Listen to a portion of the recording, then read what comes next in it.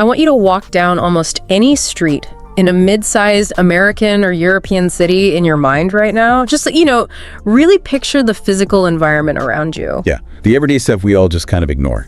Right, exactly. You see the asphalt cracking, it's spiderwebbing out under the heavy, relentless weight of all those delivery trucks.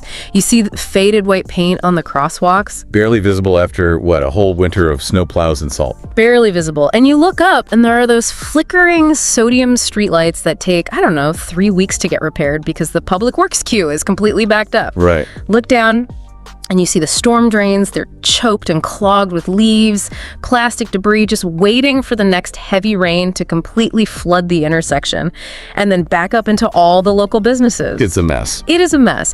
But usually we look at these things and we just view them as minor annoyances, right? We accept them as the sort of inevitable friction of living in a complex, crowded society. Well, we usually blame somebody for it. Yeah. We blame the local politicians. We blame the public works department for being, lazy or underfunded. We vote for a new mayor who stands at a podium promising to fix the potholes. Assuming the problem is just a lack of human competence. Exactly. We assume it's a lack of political will. But here is the biggest shock. The absolute fundamental truth of modern urban existence. The traditional city is mathematically doomed. It is entirely insolvent. It's running on an operating system from the 1920s, and it is drowning in trillions of dollars of unfunded pension liabilities and deferred maintenance. Yeah. The mayor is entirely powerless because the problem isn't human competence. It is math. The underlying physics of municipal finance are completely broken. And, understanding how that math is forcing a massive shift in how we govern physical space well, that is going to define the next decade of infrastructure investment. Welcome back to MediaGenX. Today, we are going deep into a transition that is happening quietly, but with unbelievable speed. We're doing a deep dive into the transition from the political city to the algorithmic city. Right. The political city being the messy, bureaucratic one we all grew up in. And I promise you, by the end of this conversation, you are going to see the streets you walk on completely differently. Oh, absolutely. Because we are going to look at the massive technological leaps making this new city possible, but we are also going to explore the dark side of it. We are going to unpack how algorithmic redlining and something called eviction by application programming interface, or API, could make the traditional physical citizen entirely obsolete. Yeah, our mission today is to break down the exact mechanics of what is known as the digital twin. We're going to explore the rise of corporate charter cities. And we are going to expose the business-to-business monopolies that are methodically replacing local governments. Huge. It really is. We're looking at a system that is transforming the chaotic, democratic city into a ruthlessly optimized private machine. So to really understand why this algorithmic city is inevitable, we have to start with why the traditional city is completely insolvent. Right, you have to look at the money first. Always. And this brings us to a contrarian take, something that goes against pretty much everything we are taught in high school civics class. We all have this common belief that we vote for mayors to, fix the potholes, to hire the police, to run the parks. We think the city budget is just a matter of allocating a finite pool of funds correctly. Yeah, and if things are falling apart, someone just made a bad budgeting decision. But the contrarian truth here is that local politicians are actually trapped in a growth Ponzi scheme. A literal Ponzi scheme. A Ponzi scheme. Let's talk about that. Well, the term Ponzi scheme usually implies malicious fraud, right? But in municipal finance, it was adopted out of pure historical momentum. Like it was just the way things were done. Exactly. If we look at the economics of suburban sprawl, which, became the dominant blueprint for how we built almost everything around us starting in the mid-20th century, the mechanics are incredibly rigid. How does it actually work? Walk us through it. So a developer buys a massive plot of cheap agricultural land on the very edge of town. They build, let's say, 50 single-family homes. Okay, 50 homes. Right. And as part of that project, the developer physically lays down the infrastructure. They pour the asphalt roads, they lay the concrete sidewalks, they dig the trenches for the underground water pipes, and they install the sewer lines. All on their own dime. All on their own dime. And then, once those 50 homes are built and sold to families, the developer hands all of that physical infrastructure over to the local city government for absolutely free. Free roads, free pipes. Free everything. I mean, from the perspective of a city council sitting in a boardroom, that looks like they just struck gold. They are being handed millions of dollars of brand new infrastructure without having to float a single bond or raise a single tax to build it. Right. It looks like an incredible windfall on paper. The city suddenly has 50 brand new households paying property taxes. And no immediate expenses for that area. Exactly. Because the roads and pipes are brand new, the maintenance costs for that specific subdivision are practically zero for the first decade. So what does the city do? They spend the money somewhere else. They take that brand new tax revenue from the 50 homes and immediately divert it to fund the current operating budget.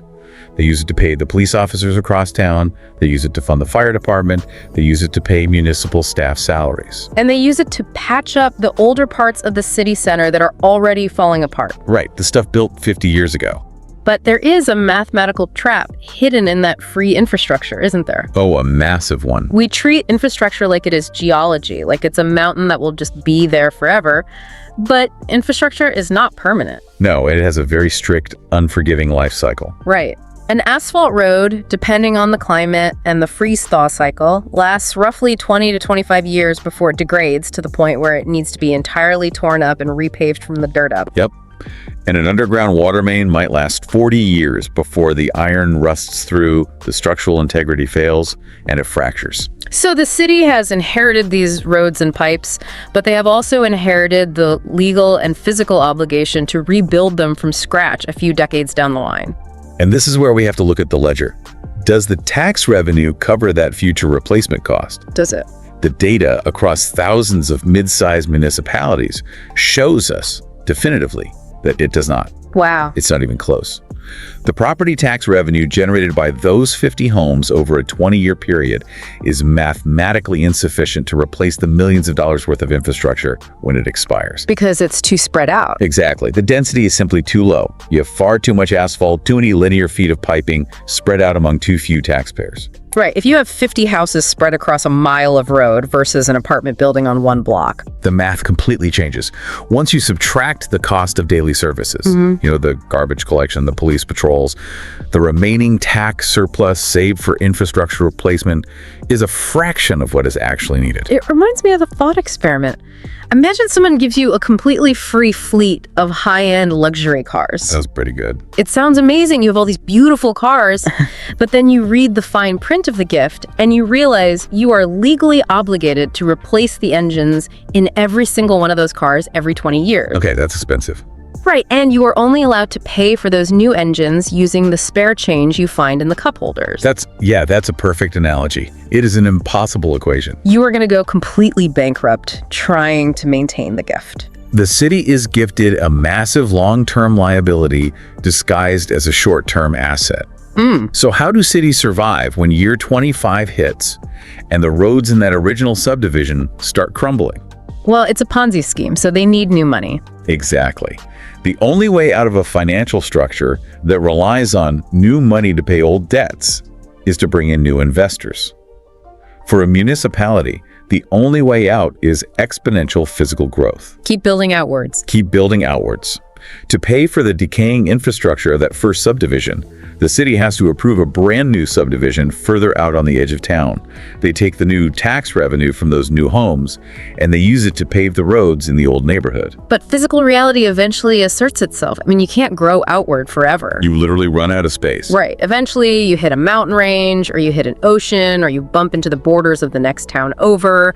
Or in many parts of the country right now, you literally run out of municipal water rights to support new homes. Or the commute times just become so long that it becomes economically unviable for anyone to buy a house out there. Nobody wants a 3-hour commute. Right. And when that physical expansion stops, the new money stops.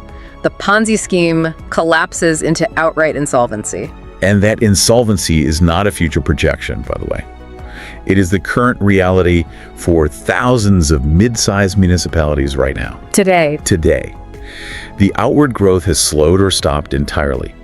But the maintenance bills for all the infrastructure built in the 1970s, 80s, and 90s are coming due all at once. Trillions of dollars. Staring at billions, if not trillions, of dollars in deferred maintenance. Because they mathematically cannot raise property taxes high enough to cover the shortfall without forcing all the residents to pack up and flee, they resort to bridging the gap by borrowing heavily from the future. Municipal bonds. Exactly. They issue massive amounts of municipal bonds. They pile on debt just to maintain a crumbling status quo, all while carrying absolutely massive unfunded pension obligations for their retired public workers. So the city becomes a patient on life support, and the municipal bond market is the only thing keeping the ventilator running. That's exactly where we are. And this is the vulnerability. This is the exact moment where the massive tech monopolies look at this failing physical machine, this insolvent legacy city, and they realize there is an unbelievable amount of margin to be extracted here. They smell blood in the water. They look at the city and say, we can optimize this. And this is where we transition from the political city to the algorithmic city. And the foundational technology making this possible is something called the digital twin. The digital twin. We need to really dive into this because while it sounds like science fiction, it is actively being deployed right now, heavily driven by real companies like Nvidia and Palantir. Right, because for the last 100 years, city planners have been operating with an astonishing lack of situational awareness. I mean, managing a complex system requires granular data. But historical city data consisted of what? Static two-dimensional zoning maps stored in filing cabinets? Dusty filing cabinets in a basement. Yeah. Or census data that was inherently lagging by up to a decade. Or maybe a city intern sitting at a busy intersection with a clipboard manually counting cars on a Tuesday afternoon. You literally can't optimize a system that you cannot accurately measure. You can't. So companies like Nvidia and Palantir are stepping in to build the digital twin. This is a physics-compliant, real-time, three-dimensional simulation of the entire metropolitan area. It sounds insane. Building a simulation that massive and that accurate seems technically impossible. How do they even begin to ingest the physical world into a computer? Well, it requires data ingestion on an unprecedented scale. First, they deploy fleets of drones equipped with multispectral LiDAR alongside autonomous vehicles driving every single street. Right, so for people who don't know, LiDAR uses rapid laser pulses to measure distances. Exactly, and they use it to generate a millimeter-accurate three-dimensional point cloud of the entire city. Wait, what does a point cloud actually look like in this context? It looks like a ghostly, incredibly detailed three-dimensional scan. Every single building facade, every pothole, every tree canopy, every overhead power line is mapped in three-dimensional space with lasers. But the surface is just the beginning. They then ingest the city's subterranean computer-aided design files, the digital blueprints of the underground. They map the exact subterranean topology of the fiber optic cables, the high-pressure gas lines, the storm sewers, and the water mains. So they are essentially building a perfect, hyper-realistic video game level of the city. Yes. But a map, even a three-dimensional one, is just a static map until it actually comes alive. And this brings us to the concept of the God view. The God view. They take this massive digital model and they flood it with real-time data from millions of Internet of Things sensors. We are talking about live video feeds from traffic cameras, real-time electrical draw from the smart meters on the side of your house, air quality and acoustic sensors mounted on street lamps, and anonymized cell phone pings that track crowd density and movement across the grid. Everywhere, all the time. Everywhere. And inside the server farms, the AI takes all this live data and spawns 10 million autonomous agents. 10 million. 10 million. And these agents are not just graphical dots on a monitor. They are simulated entities acting strictly within the rules of physics and logistics. What do you mean by that? Like, they have weight? Exactly. The AI creates a simulated pedestrian with a specific walking speed, destination, and physical mass. It simulates a delivery truck, factoring in its gross vehicle weight, its exact turning radius, and the kinetic friction of its tires on wet asphalt. That is wild. It even simulates individual water molecules flowing through the pressurized subterranean pipes. The algorithm is running a continuous, real-time logistics and physics simulation of the entire urban environment, constantly predicting what will happen 5 minutes, 5 hours, and 5 days from now. I want to paint a cinematic picture of what this actually looks like in practice, because this is where the economics of the city completely flip. Let's look at a water main break. Okay, yeah, that's a great example. In the legacy city, how does a broken pipe get handled? First, a 100-year-old cast iron pipe fractures 10 feet underground. Highly pressurized water starts leaking out. But no one knows. Nobody knows. Slowly, over several hours, the water undermines the soil beneath the road, creating a hidden void. Eventually, the asphalt gives way or the water bubbles up through the cracks. A citizen driving by sees a massive sinkhole forming and calls 311. Which is a terrible system. Right, they wait on hold. They explain the location to a human dispatcher. The dispatcher manually radios a public works truck. The truck drives through rush hour traffic to get there. A crew gets out, evaluates the flooding, and then they have to consult a paper map or a clunky tablet to figure out where the upstream shutoff valves are located. Assuming the valves aren't rusted shut. Right. They dig up the street. By the time they finally isolate the leak, hundreds of thousands of gallons of treated water are gone, the road foundation is completely destroyed, and the local businesses on that block have to shut their doors for the day because they have zero water pressure. It is an entirely reactive paradigm. The legacy city waits for catastrophic failure and then spends heavily to mitigate the compounding damage. It's so inefficient. Contrast that with the God view of the algorithmic city. In the digital twin, the algorithm detects a micro-fluctuation in water pressure across its acoustic sensor network, the exact millisecond the underground fracture occurs. Literally the millisecond the iron snaps? Yes. The acoustic sensors detect the specific frequency of escaping water. And the system doesn't just trigger an alarm on a dashboard for a human to look at. In real time, the AI simulates the cascading effect this pressure drop will have on the surrounding grid. So it's looking ahead. Right. Automatically, without a single human intervention, it commands exactly 3 digital smart valves to close, isolating the leak to a 10-foot section of pipe. Wow. It simultaneously reroutes the municipal water pressure through adjacent underground arteries so that the surrounding neighborhood and those local businesses never even experience a drop in pressure. So the cafe on the corner doesn't even know there's a leak. They have no idea. And finally, it dispatches an autonomous repair drone or an optimized repair crew to the exact GPS coordinate of the fracture, providing them with the exact subterranean schematics before they even arrive. All of this happens before a single drop of water even reaches the surface of the asphalt. It's unbelievable. This shifts the entire municipality from a model of reactive maintenance to predictive maintenance. When you can detect the acoustic decay of a concrete subway tunnel months before it actually cracks, or perfectly balance the traffic weight on a suspension bridge to minimize material fatigue, I mean, your capital expenditure drops off a cliff. Massive savings. We are talking about an estimated 30% drop in municipal maintenance costs. But, and here's the massive catch, the business model underneath all of this, the tech monopoly providing this God view takes a percentage of those massive savings as a software, as a service fee. That's the kicker. The city literally becomes a subscription model. The city is paying a recurring licensing fee to a private corporation just to maintain the operational awareness of its own streets. And that transition to a software as a service model is the wedge. It is just the beginning of the privatization of the physical world. Because once a municipality hands over the infrastructure optimization to the algorithm, the next logical step is handing over the planning of the city itself, the growth, the zoning. Which is usually handled by angry people at town halls. Right. And this brings us to one of the most frustrating bureaucratic realities of modern civic life, and how the algorithm intends to obliterate it. We have to talk about the death of NIMBYism. NMBY, standing for Not in My Backyard. It is the rallying cry of neighborhood associations everywhere. Right now, our cities are built on something called Euclidean zoning, which was established in the 1920s. Basically 100 years ago. Yeah. This is the idea that a city is strictly divided into color-coded blocks on a static map.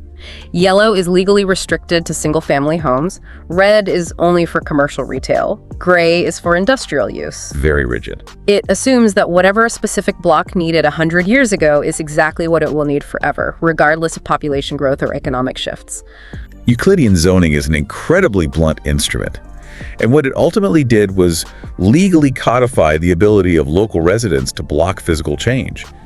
If a city desperately needs more housing, which almost every major metropolitan area globally does right now, and a developer wants to build a new complex, they have to request a zoning variance. Which is a nightmare. This triggers a massive bureaucratic cascade. It requires environmental impact reports, exhaustive traffic studies, and most importantly, mandatory public hearings. Right. It allows existing homeowners to weaponize the bureaucratic process. They block new housing, new transit lines, or new commercial developments to protect the historic character of their neighborhood, which is, often just a highly effective coded way of artificially inflating their own property values by severely restricting the local housing supply. Exactly. This dynamic is the root cause of the catastrophic housing shortages we see today. Let's follow a developer trying to navigate this legacy system because the carrying costs are absurd.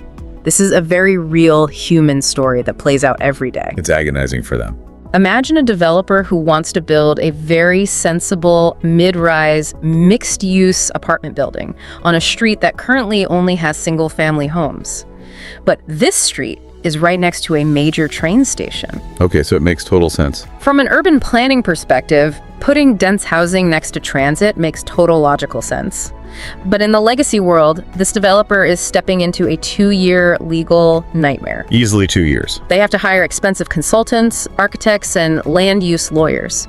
They have to sit in unair-conditioned high school gymnasiums on Tuesday nights, being screamed at by hostile neighborhood associations who claim this new building will cast a shadow on their organic garden or that it will bring too much traffic to their quiet street. Meanwhile, the meter is running. The developer bleeds money in carrying costs, paying interest on the land loan while waiting for approval. And often, after 2 years of fighting and millions spent, the project just dies. The funding dries up. The housing never gets built. Enter the algorithm. The Algorithmic City replaces those static, color-coded PDFs with dynamic algorithmic zoning. Imagine a zoning code that is not a static legal document, but a living, breathing application programming interface, governed by a reinforcement learning model. So it's constantly adapting. Yes. Reinforcement learning simply means the algorithm is constantly practicing, running millions of simulations a second, learning from its mistakes, and adjusting its parameters to find the absolute most efficient outcome. Based on what goals? The objective function programmed into this AI is clear and mathematical. Maximize the economic output, optimize the housing density, and ensure the carbon efficiency of a given city block, all subject to the real-time physical constraints of the local utility grid. So let's put our developer back into this new system. Instead of going to a public hearing with a foam core presentation board, the developer submits an architectural digital twin, a perfect, data-rich, three-dimensional model of their proposed apartment building directly into the municipal AI. The AI ingests the model and instantly runs thousands of simulations. It calculates the exact shadows that new building will cast on the neighboring rooftops throughout the entire solar year, analyzing if it will impede their solar panels. Wow. It simulates the wind tunnel effects the new structure will create on the pedestrian walkways at street level during a winter storm. It queries the local microgrid to determine if the neighborhood electrical transformers actually have the physical capacity to handle the load of 50 new electric stoves and heat pumps. It checks everything. Everything. It pulls the real-time foot traffic data and transit ridership numbers to calculate the exact number of parking spaces required, not based on arbitrary parking minimums from the 1970s, but based on the reality of how people actually move through that specific block today. And the result of all that computational power. If the physics constraints and the utility capacities pass the simulation, the building permit is issued in exactly 4 seconds. 4 seconds instead of 2 years. 4 seconds. There are no public hearings. There are no Tuesday night town halls in high school gymnasiums. The neighborhood associations and the NIMBYs are completely mathematically overruled by the objective optimization of the algorithm. It's just done. I have to pause and genuinely push back here, though, because this sounds incredibly dystopian if you care about human agency. Does removing the emotional, historical sentiment of a neighborhood destroy its organic culture? Well, I mean, are we trading the soul of a community for a hyper-dense, perfectly optimized machine? Yes, NIMBYs can be incredibly frustrating. They absolutely block necessary progress and exacerbate the housing crisis. But sometimes people just love the chaotic, specific, unoptimized history of their block. The architecture that doesn't make mathematical sense but feels like home.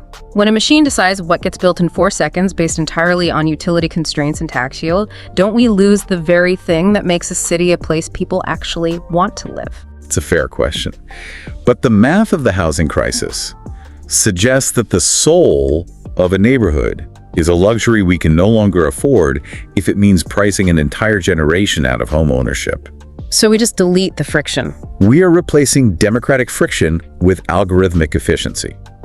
It is a stark trade-off. You solve the housing shortage, you eliminate the crippling bureaucracy, but you fundamentally remove human sentiment from the equation of human habitat. That's a heavy thought. It is. The algorithm doesn't care about nostalgia, it cares about throughput. And that tension between human sentiment and mathematical necessity becomes even more extreme when we look beyond just the physical buildings and look at the invisible energy pulsing through them. A power grid. The grid itself is facing an existential crisis. The energy crisis is a huge piece of this puzzle. The legacy power grids we rely on were largely built in the 1930s and 40s. They were designed for a very simple one-way street. A massive centralized coal or nuclear plant pushes electricity out to passive consumers who just turn on their lights. Right, but today, that grid is collapsing under modern loads. We have millions of electric vehicles pulling massive amperage. We have insanely energy-hungry AI data centers coming online, and we have millions of synthetic heat pumps replacing gas furnaces. It's too much power all at once. And the problem isn't just total demand, it is peak demand. Electricity consumption isn't flat, it spikes violently. Right. If everyone comes home at 6 in the evening in the middle of a heat wave, plugs in their electric vehicle, turns on their electric oven, and cranks up the air conditioning, the local transformers literally overheat and blow out. So how do cities fix that right now? The legacy solution to this problem is economically disastrous. The utility company will spend $1 billion to build a peaker plant. $1 billion? Yes, this is a massive natural gas power plant that sits completely idle doing nothing for 95% of the year. It is only turned on for those few peak hours on the hottest or coldest days, simply to prevent a blackout. It is a staggering waste of capital to build $1 billion facility that you almost never use. Exactly. But the Algorithmic City solves this through something called the virtual power plant, or VPP. Okay, VPP. This is where the city flexes its decentralized muscle, and it completely redefines what a power grid actually is. Instead of building a new centralized peaker plant, the algorithm aggregates millions of distributed private energy assets. Like what? Every home battery mounted on a garage wall, every plugged-in electric vehicle, and every smart thermostat in the city is connected to a single AI platform. This creates a decentralized virtual power plant. The AI essentially acts as a high-frequency trader for electrons. Wait, high-frequency trading for electricity. I am picturing Wall Street traders in a pit, but for my home thermostat. How does rapidly trading electricity back and forth not immediately destabilize and crash the local grid? Because the AI is balancing the load with mathematical precision across millions of nodes simultaneously. At 6 in the evening, when the grid is approaching catastrophic failure, the AI doesn't fire up $1 billion peaker plant. Instead, it sends a microsignal to 50,000 home batteries and electric vehicles across the city. It commands them to instantaneously discharge a tiny fraction of their stored power back into the municipal grid. It might only need them to do this for exactly 12 minutes to shave off the absolute peak of the demand curve. And that's enough. It is. The grid stabilizes instantly. And in exchange, the citizens whose batteries were utilized get paid a microtransaction directly to their digital wallets.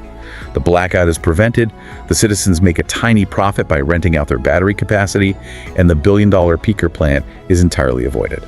On the surface, it sounds like a brilliant utopian win-win, but we have to look at the monopoly forming here. The API that controls this virtual power plant becomes the ultimate toll booth for city energy. Absolutely. If a private tech company controls the high-frequency trading of the city's electricity, they hold immense power over basic survival. Dynamic pricing could spike block by block. Access to electricity, a fundamental human necessity, becomes subject to algorithmic yield management. It does. We mentioned the God view earlier. This is the God view applied to the literal power keeping your lights on and your family warm in the winter. And, for the world's wealthiest individuals and largest private equity firms, fighting over the legacy grids and navigating the legacy zoning laws of cities like New York or London is exhausting. The return on investment is too low, the infrastructure is too decayed, and the political friction is simply too high. So what do? Their 10-year outlook is brutally simple. They are bypassing the traditional city entirely. This brings us to the era of the network state and the corporate charter city. The corporate charter city. This sounds like a setting from a dystopian cyberpunk novel, but it is very real, and hundreds of millions of dollars are flowing into it. Because fixing legacy cities is a headache, billionaires and sovereign wealth funds are just buying raw dirt and starting from scratch. Right. Let's look at real case studies. Look at Prospera, a private charter city built on the island of Roatan in Honduras. Or look at NEOM's mega project, The Line, currently being constructed in the desert of Saudi Arabia. Which is massive. Massive. These are not just master-planned residential communities or massive condo developments. These are special economic zones that have been granted quasi-sovereign rights by the host nations. We are witnessing a fundamental shift in human governance. How does it actually run, though? In a corporate charter city, there is no mayor, there is no city council, and there are no local elections. There's a board of directors. Wow. You do not pay property taxes. Instead, you pay a city-as-a-service subscription fee to the corporation. The corporation writes its own civil codes, it operates its own private security force, and it designs the entire physical infrastructure from the ground up to be AI native. Yeah. Every sensor, every water main, every electrical conduit is integrated into the digital twin before the concrete is even poured. It is a city designed by and strictly for the algorithm. This completely redefines what it means to be a resident. It leads to what we call the terms of service society. Yeah, that's exactly what it is.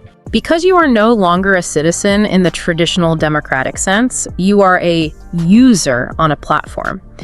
When you move to a charter city, you do not sign a social contract. You literally sign a terms of service agreement, just like you would when downloading an app on your phone. And the enforcement of that agreement is absolute and automated. If you violate the terms of service, perhaps you repeatedly litter, or you operate an unlicensed commercial enterprise from your residential apartment, or your algorithmic social credit score drops below an acceptable threshold due to noise complaints, you do not have the right to a trial in a public municipal court. Right, because there isn't one. Exactly. You face private arbitration managed by the corporation. And if you lose that arbitration, the ultimate punishment is seamlessly executed by this software. What happens? The smart lock on your apartment door simply refuses to open. Your autonomous transit pass is instantly revoked, meaning you cannot board a train or summon a car. Your digital wallet is disconnected from the local vendor network, meaning you cannot buy groceries. You are, quite literally, physically evicted by the API. Evicted by API, the software just revokes your physical access to reality. It is a chilling concept. It is. But for the people building these cities, it is the ultimate frictionless environment. So what does this all mean for the listener? How do you actually navigate this transition from a financial perspective? Because this shift is so absolute, it's completely rewriting how capital is allocated. Let's look at the wealth playbook. We have put together 5 specific steps to position your capital and your career around this macroeconomic shift. Right, because the repricing of municipal risk over the next decade is going to create massive winners and losers in the bond markets. Step 1 of the playbook: short legacy municipal bonds. Yeah, unpack that. You need to identify the mid-sized, sprawling municipalities that are heavily burdened by aging suburban infrastructure and massive unfunded pensions. These are the cities structurally trapped in the Ponzi scheme we discussed. They lack the capital to digitize fast enough. The financial play here is to buy credit default swaps on their general obligation debt, essentially betting against their ability to remain solvent as their infrastructure maintenance bills come due.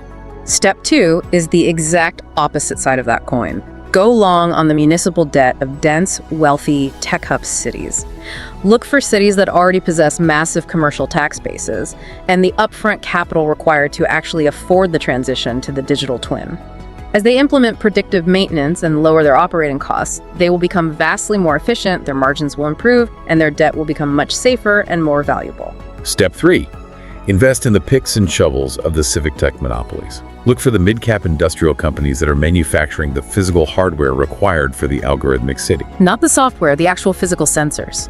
Right, exactly. These are the niche manufacturing companies making acoustic leak sensors for water mains, multispectral LiDAR arrays for autonomous transit vehicles, and the specialized firms laying the subterranean dark fiber networks that will act as the nervous system for the digital twin. Yeah. Every municipality eventually has to lease this hardware to survive. These companies are the toll collectors of the new era. Step 4. Invest in virtual power plant aggregators. These are the software platforms we talked about that are executing the high-frequency energy trading.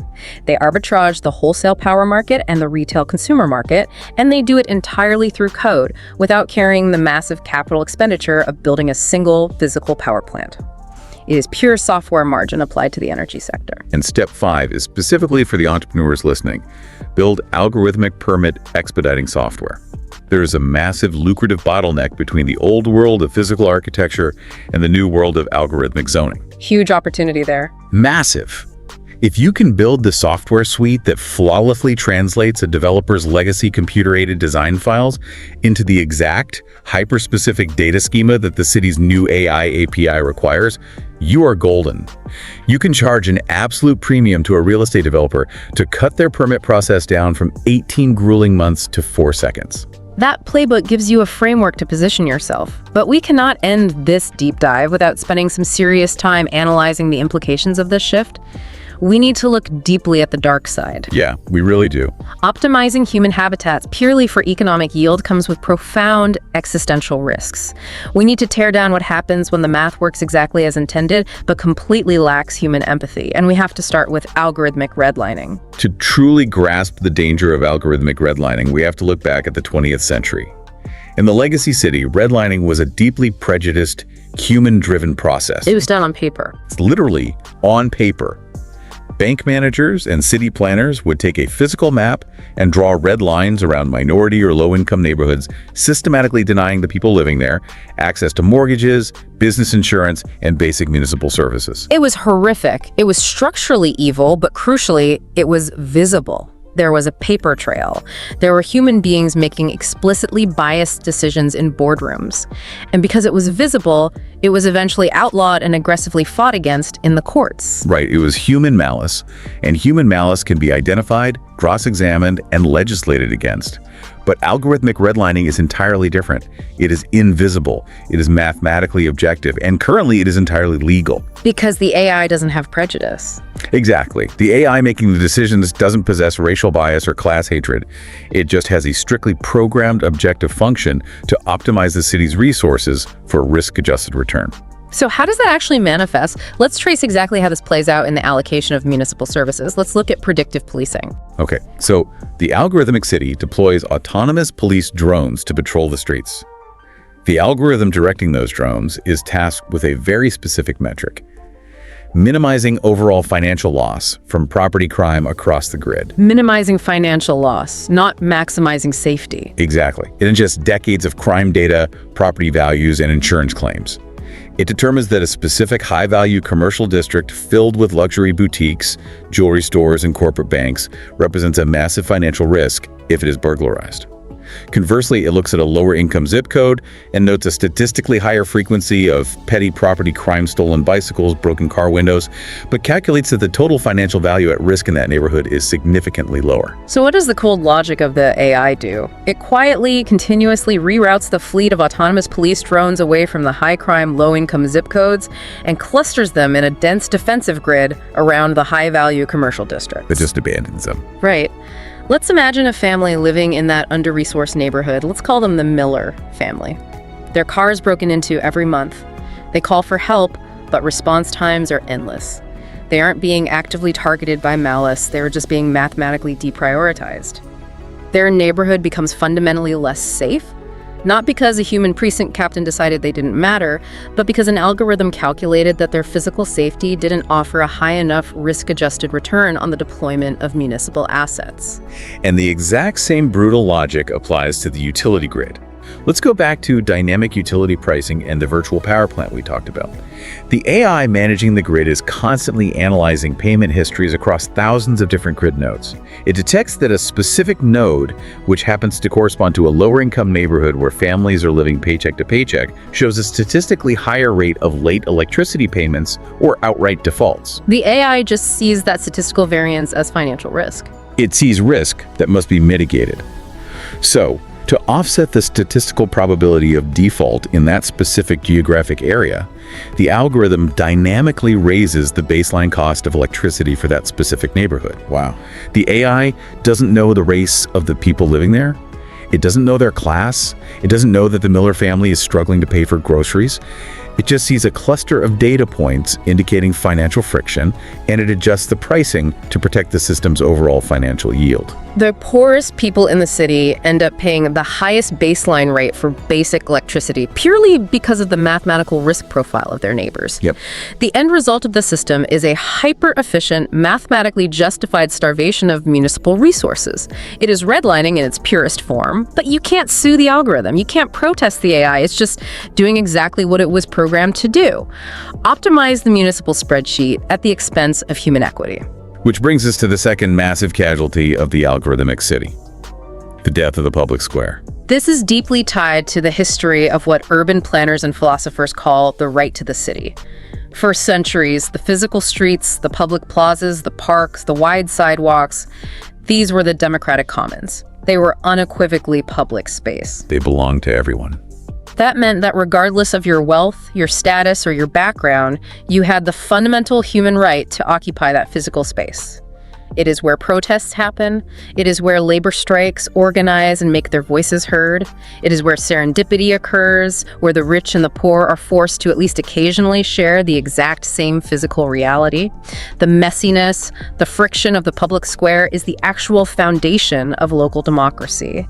But in the corporate charter city, or even in a heavily privatized algorithmic zone within a legacy city, that concept of the public commons is entirely erased. The sidewalks are no longer public property, they are private corporate property. The Central Park is not a civic right, it is a monetized gated amenity for paying subscribers. And the AI managing it. The AI managing the flow of pedestrians through these spaces has a very specific objective function. It is optimizing for retail conversion, consumer throughput, and absolutely frictionless movement. Imagine you are in one of these optimized zones. You aren't shopping, you are just standing there loitering. Or worse, maybe you are part of a group trying to organize a labor protest outside of a corporate headquarters to demand better wages. In the legacy city, you stand on the sidewalk with a cardboard sign, you chant, and maybe eventually the police are called to manage the crowd, but it's a deeply human interaction. It's a political struggle happening in physical space. In the algorithmic city, there is no dramatic confrontation. The system simply detects your stationary presence as a statistical anomaly in the pedestrian flow data. It identifies your protest not as a political act, but as physical friction. And it neutralizes that friction without a single act of violence.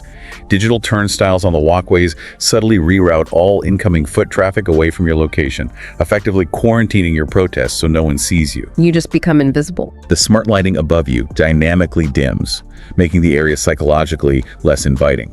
And then the autonomous street sweepers are dispatched. They aggressively and persistently clean the pavement directly at your feet, forcing you to constantly step back, constantly move. They physically harass you with perfect, polite, mechanical efficiency. You are softly, invisibly squeezed out of the physical space without a single human security guard ever laying a hand on you or uttering a single word. You haven't been arrested. You have just been algorithmically dispersed. We are trading the messy, democratic reality of the political city, with all of its potholes, its inefficiencies, and its bureaucracy, for frictionless, authoritarian techno-feudalism. We cure the pothole, but we lose the polis. We lose the core concept of citizenship and replace it with a user agreement. We cure the pothole, but we lose the polis. That's haunting. Okay, let's bring this all together and summarize the massive ground we've covered today. Here is your 3-bullet recap. 1. The traditional municipality is a mathematically insolvent relic, completely crushed by the Ponzi scheme of deferred maintenance and the unavoidable life cycle of suburban infrastructure. 2. The algorithmic city is stepping into this void, using digital twins, dynamic AI zoning, and decentralized microgrids to completely map, optimize, and privatize the physical world, turning it into a highly profitable city as a service. And 3, this transition represents one of the largest structural wealth transfers in history, moving capital away from legacy municipal bonds and into the hands of censor monopolies, software providers, and private equity. But it carries the profound existential risk of creating a techno-feudal state where citizens are reduced to users governed entirely by an unforgiving API that prioritizes yield over equity. There's a huge shift. Which leads me to a polarizing question, and I want you, the listener, to really think about this as you look at your own neighborhood today. If a privately owned charter city offered you 0 property taxes, perfect physical safety, and flawless, magically efficient infrastructure where a pothole is fixed before it even forms, but required you to sign a 50-page terms of service agreement that completely surrendered your democratic voting rights and submitted you to private arbitration, would you pack up and move there? Is algorithmic efficiency worth the death of local democracy? It is the defining question of our generation's relationship with the built environment, and the answer will dictate how the next century of infrastructure is deployed. Be sure to hit subscribe so you don't miss our upcoming deep dives. Next week, we are leaving the streets and heading straight into the justice system. We are going to explore the algorithmic courthouse. We'll be breaking down predictive sentencing, automated dispute resolution, and examining how justice as a service is actively rendering human juries entirely obsolete. It's going to be a heavy one. Thanks for joining us on MediaGenX. Not financial advice. Do your own research. Stay curious, stay positioned, and as you walk down the street today, consider one final thought. If a city's algorithm becomes so advanced that it can perfectly predict your needs, where you want to walk, what you want to buy, how much electricity you need, at what point does it stop passively serving you and start actively programming your behavior? We'll see you next time.